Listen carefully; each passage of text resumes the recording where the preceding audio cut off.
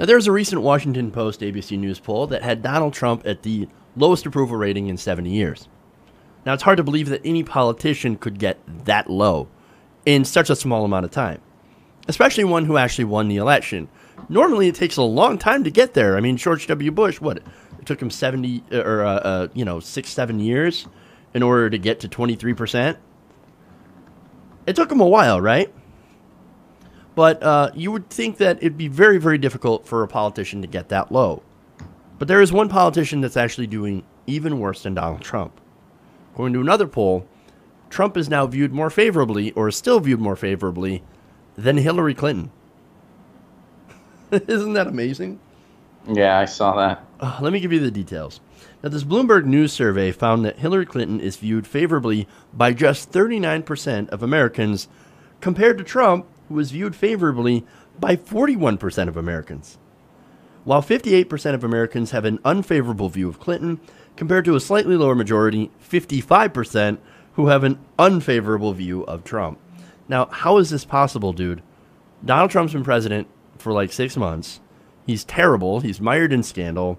He lies constantly. He's mocked reporters.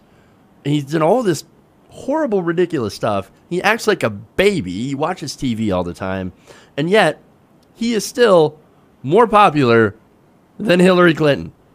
That's got to say something. Yeah, I mean, well, and it's because what few times she's been in the public spotlight, I mean, she's just kind of blamed everybody but herself for everything that's happened. I mean, she's blamed Russia, she's blamed millennials, she's blamed feminists. She's actually blamed feminists. She's blamed Bernie bros, of course. She's blamed progressives. She's blamed the DNC. Talk about biting the hand that feeds. She has blamed the DNC and the Democratic establishment for her loss. So yeah, I mean, it's you know, she is a very unpopular politician, and you know, you can shout sexism till you're blue in the face, and I'm not going to sit here and pretend that Hillary Clinton doesn't deal with sex. Of course she does. Of course she does. And is it wrong? Of course it is. But, you know, to put on a blinder and say that is the sole culprit, to say that she has no accountability and that there's no reason why people dislike her, when you look at her track record, when you look at the way she has completely waffled on certain topics, the biggest one being healthcare. When people defend her on healthcare, they point to the person she was in the early 90s, not the person she was today, which, unless you're living in denial, you will recognize those are two completely different people. When you look at her track record on Iraq, when you look at her track record, I mean, just name the issue. She's been on the wrong side of it. Fracking. The list goes on and on. Mm-hmm. And yes, has she done some good things over the years too? Yeah, I mean, there's been when she was singing a different tune. If Hillary Clinton in '92 would have ran, if that was the person that was running, I would have voted for that candidate. I would have been behind that candidate. You know, but you know, if the single payer Hillary was the person, that would have been great. That's not the person we had though. No. So well, that was one of the problems. I mean, you didn't know who she was. Like, who is this person? What does she stand for? She doesn't know. Like, we don't know, because what she did is all she did was she listened to the consultants and she listened to the strategists. Oh, don't be a human. You got to put out these, you know, flowery talking points. And also, you've got to make sure to please the donors, and the donors don't like this policy, and they don't like single payer. So you have to come out and say, single payer will never, ever happen, and just continue with the Obama status quo. It's going to make Obama happy, you know, and he's not exactly a raging progressive. So, yeah, we never knew what Hillary Clinton was all about. And the fact that there's such a big difference between 92 Clinton and 2016 Clinton, it makes you think, well, like, can you trust anything that she says, because she waffles between two different points? I understand that there can be evolution, or so-called evolution, when it comes to policy positions. You can come around to a policy later when you learn about it. But it seems like she did that a lot. And, and sometimes she doesn't flip-flop quite as much as Donald Trump, obviously.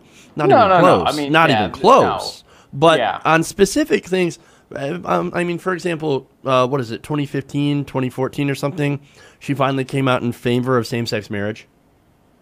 That's she waits for she follows the status quo. Exactly. We don't have gay marriage because of Barack Obama. We don't have gay marriage because of Democrats. We have gay marriage because of a social movement, because of the LGBT community and their allies and other supporters coming out and demanding this. That's why we have it. It was because of social movements, not because of the powers that be. The powers that be had to come to them. Or specific politicians, and that's the way it should be. That's the way change really happens. And just to be clear here, though, give Trump time. I mean, Trump will see. I think Trump will get down to single digits. Probably. I think. I mean, the thing about Trump, and this is beyond part of the reason Hillary Clinton via polls is less popular than Trump. Not all of that is necessarily because of her.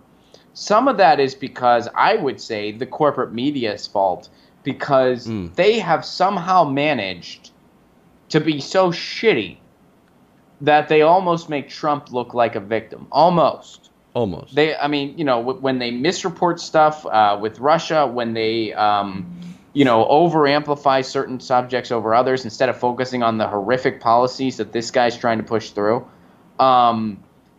they're almost making Trump look like a victim. Again, almost. But what that does, the people that got behind him, that riles them up. That makes them angrier. And that puts blinders on them where they're like, well, we're going to support this guy no matter what. Even though he is completely butt-fucking us on everything he promised us. Even though he's backpedaled on everything. Yep. And some people are starting to have buyer's remorse. Because you're only talking about this, you're only talking about that. You're misreporting this, you're misreporting that, where it almost makes him look like the victim. That's riling up his base, and that's making them cling to him no matter what. Mm-hmm. That's making their diehard support that much stronger. And that's part of the reason why. Meanwhile, Hillary Clinton, she hasn't been in the public spotlight a whole lot. Right. What little she's been in the public spotlight, she's just, blamed everybody but herself. And so that's why people are even more distant from her. And a lot of people are coming around to the fact that her campaign was completely mismanaged. Yeah, it was an incredibly ineffective campaign. To put it gently. I was very, very gentle about that. Now, speaking of supporters, by the way, you mentioned supporters. The poll found, interestingly enough, that more than a fifth of those who voted for Clinton have an unfavorable view of her. So even Clinton voters were like, at least 1/5. I mean, that's not a huge percentage, but notable at least, saying, yeah, we have an unfavorable opinion. In the last Bloomberg poll before the election, just 8% of likely Clinton voters reported having an unfavorable view of the 2016 nominee. So after the election, that went up. Now, usually that doesn't happen. Usually after, somebody loses an election, it goes up a little bit. Not huge, but it goes up a little bit. With her, it's the complete opposite. Now, there is sort of good news on this. According to pollster Jan Seltzer, who oversaw the survey, there's a growing discontent with Hillary Clinton, even as she has largely stayed out of the spotlight. But it's not a pox in the Democratic House, because numbers for other Democrats happen to be good.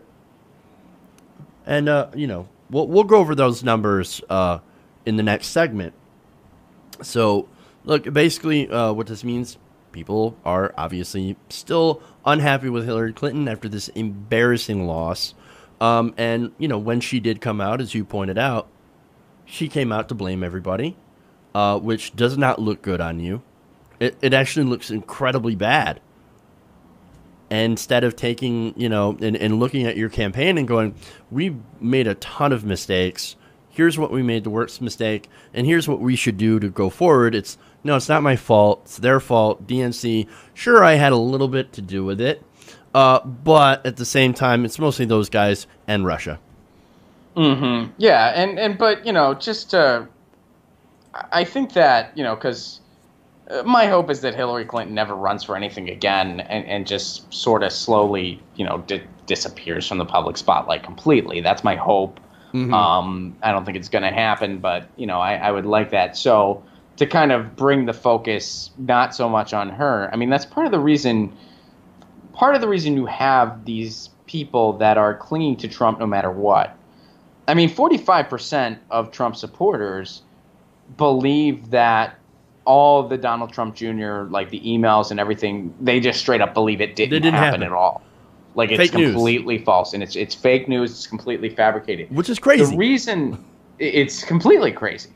The reason they feel that way is because of the media's failure in handling this issue, and it's because that when you cry wolf so many times, as CNN has done, as MSNBC has done, when a real wolf shows up,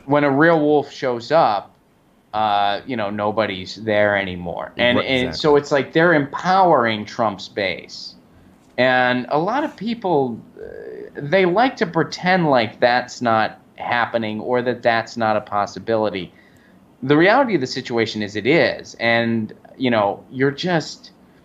So when progressives express skepticism about Russia, it's not because we're sympathetic to Trump or because we even have, or Putin, or that we've come to the conclusion that Trump is an innocent party. I mean, there's still a lot we don't know yet. But it's because, A, we're not too cool with the idea of World War III. In fact, we're really fucking opposed to it. We really want to, this is the time for the anti-war left to come out. Exactly. And be like, hey, there's some stuff going on here, but that doesn't mean we need to launch a war, okay? Exactly. So there's that. So there's that.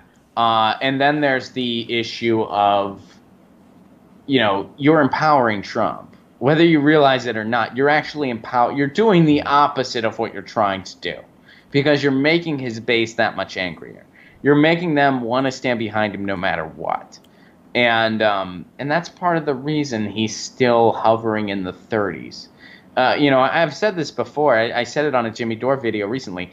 If they spent time, the corporate media spent time really dissecting his policies and how he has said fuck you to his base at every turn, how he has said fuck you to all the people that bought his snake oil at every turn, I firmly believe his approval rating would already be in single digits. Instead, they have put all of their eggs in one basket. That may lead to no fruit. They have amplified it at least 53% of the time, and that's a conservative estimate. And it's empowering him. That's what it's doing. And even if something comes to the surface that he is guilty of something, from a journalistic standpoint, this was still a horrific job. An absolutely horrific job on every major net, on MSNBC, on CNN, on Fox News. And this comes back to how our media structure is completely broken and is light years beyond repair. Like, there is no fixing it.